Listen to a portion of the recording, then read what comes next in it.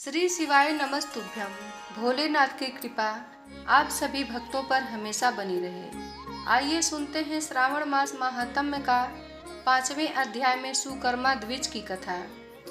ईश्वर बोले, हे सनत कुमार, करोड़ पार्थिव लिंगों के महात्म्य का पुण्य का वर्णन नहीं किया जा सकता।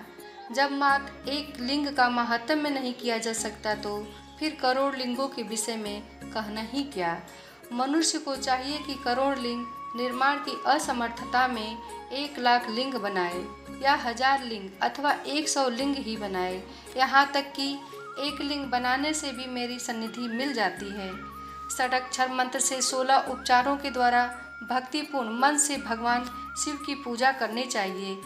ग्रह यज्ञ के साथ उद्यापन करना चाहिए, तदंतर होम करना चाहिए और ब्राह्मणों को भोजन कराना चाहिए। हे सनत कुमार, इस अनुष्ठान को करने वाले की अकाल मृत्यु नहीं होगी। यह व्रत बाझपन को दूर करने वाला, सभी विपत्ति को नाश करने वाला और सभी संपत्तियों की वृद्धि करने वाला है। मृत्यु के पश्चात वह मनुष्य कल्प पर्यंत मेरे समीप कैलाश वास करता है। जो मनुष्य श्रावण मास में पंचामृत से शिव जी का अभिषेक करता है, वह सदा पंचामृत का पान करने वाला, गोधन से संपन्न, अत्यंत मधुर भाषण करने वाला तथा त्रिपुर के शत्रु भगवान शिव को प्रिय होता है। जो इस मास में अनुदन व्रत करने वाला तथा हविष्यान ग्रहण कराने वाला होता है, वह व्रीहि आदि सभी प्रकार के धान्यों का अक्षय निधि स्वरूप हो जाता है। पत्तल पर भोजन करने वाला श्रेष्ठ मनुष्य सुवर्ण पात्र में भोजन करने वाला तथा शाक को त्याग करने से शाक कर्ता हो जाता है। श्रावण मास में केवल भूमि पर सोने वाला कैलाश में निवास प्राप्त करता है और इस मास में एक भी दिन प्रातः स्नान करने से मनुष्य को 1 वर्ष स्नान करने के फल का भागी कहा गया है। इस मास में जितेंद्रिय होने से मनुष्य को इंद्रिय बल प्राप्त होता है। इस मास में अष्टपिक पाषाण, मृत्तिका, मकरत मणि, पिष्ट धातु, चंदन, नवनीत आदि से निर्मित अथवा अन्य किसी भी शिवलिंग में, साथ ही किसी स्वयं आविर्भूत या स्वयं आविर्भूत न हुए लिंग में श्रेष्ठ पूजा करने वाला मनुष्य सैकड़ों ब्रह्म हत्या को भस्म कर डालता है। किसी क्षेत्र में सूर्य ग्रहण या चंद्र ग्रहण के अवसर पर 1,00,000 जप से जो सिद्धि होती है, वह इस मास में एक बार के जप से हो जाती है। अन्य समय में जो 1000 नमस्कार और प्रदक्षिणाएं की जाती हैं, उनका जो फल होता है वह इस मास में एक बार करने से ही प्राप्त हो जाता है। मुझको प्रिय इस श्रावण मास में वेद पारायण करने पर सभी वेद मंत्रों की पूर्ण रूप से सिद्धि हो जाती है। श्रद्धायुक्त होकर इस मास में 1000 बार पुरुष सूक्त का पाठ कराना चाहिए अथवा कलयुग में उसका 4 गुना 4000 पाठ कराना चाहिए अथवा वर्ण संख्या के 100 गुना पाठ कराना चाहिए अथवा यदि यह करने में असमर्थ हो तो आलस से हीन होकर मात्र 100 पाठ करना चाहिए।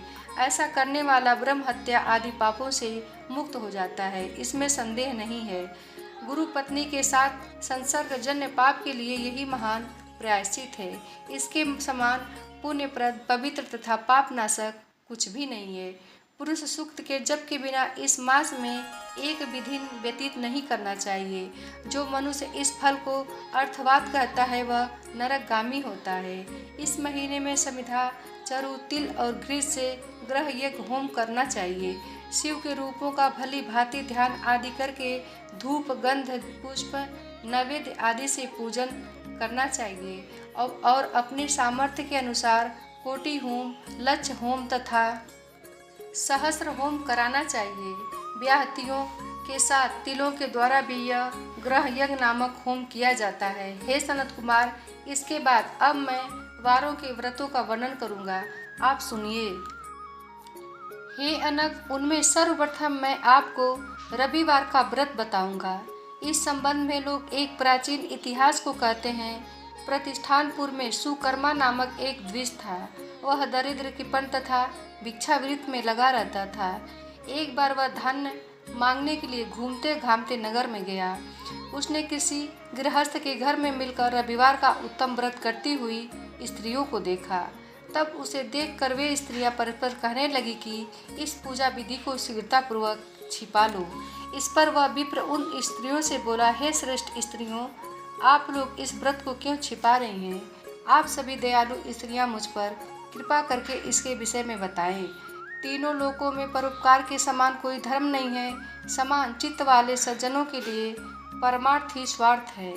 मैं दरिद्र तथा दुखी हूँ। इस श्रेष्ठ व्रत को सुनकर मैं भी इसे करूँगा। अतः इस व्रत का विधान तथा फल अवश्य बताएं।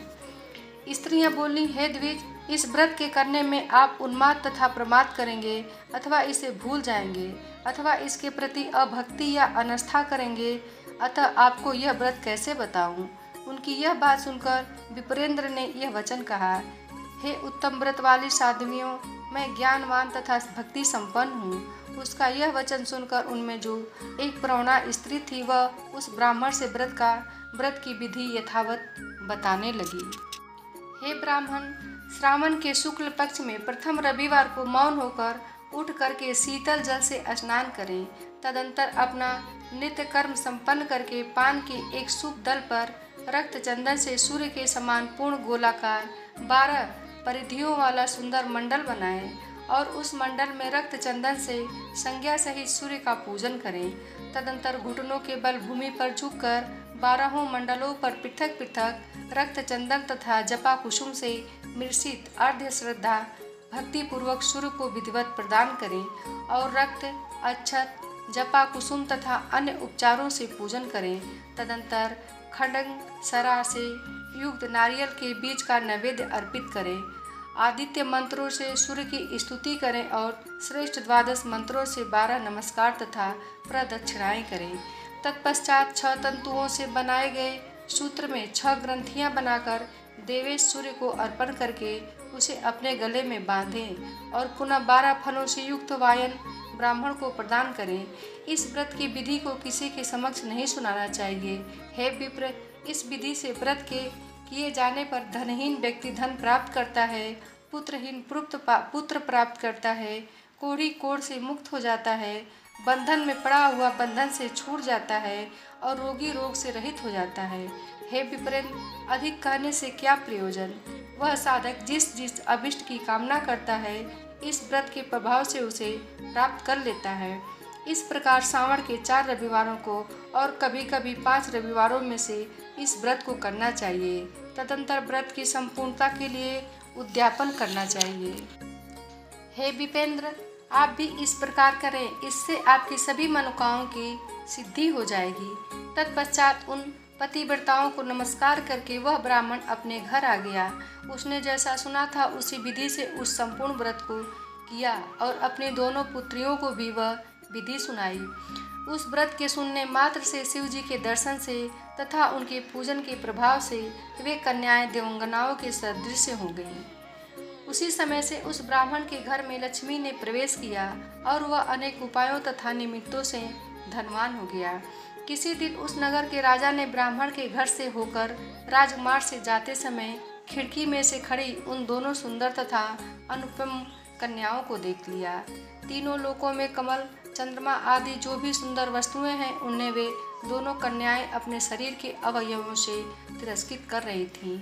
उन्हें देखकर राजा मोहित हो गए और क्षण भर के लिए वहीं खड़े हो गए। ब्राह्मण को शीघ्र बुलाकर उन्होंने दोनों कन्याओं को मांग लिया। तब उन ब्राह्मण ने भी हर्षित होकर दोनों कन्याएं राजा को प्रदान कर दी। उस राजा को पति रूप में प्राप्त करके वे कन्याएं भी प्रसन्न हो गईं। वे स्वयं इस व्रत को करने लगीं और पुत्र पौत्र आदि संपन्न हो गईं। हे मुने, महान ऐश्वर्य देने वाले इस व्रत को मैंने आपसे कह दिया। हे विधिनंदन, जिस व्रत के समन मात्र से मनुष्य सभी मनोरथों को प्राप्त कर लेता है उसके अनुष्ठान करने के फल का वर्णन कैसे किया जाए।